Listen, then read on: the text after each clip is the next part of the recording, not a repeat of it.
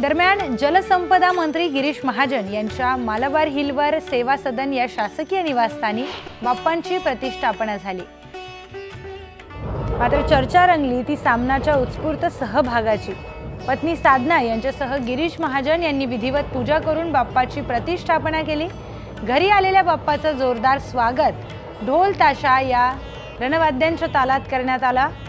तर या मुंबईच्या ढोल ताशा पथकानं अत्यंत बहारदार वादन केलंय। अनेकांची गर्दी जमली होती। मात्र खुसखुशीत चर्चा देखील रंगली ती महाजनांच्या घरी विघ्नहर्त्याच्या स्वागताला सामनाने रंगत आणली त्याची। सामना हे शिवसेना उद्धव बाळासाहेब ठाकरे पक्षाचं मुखपत्र, तर गिरीश महाजन हे भाजपचे नेते।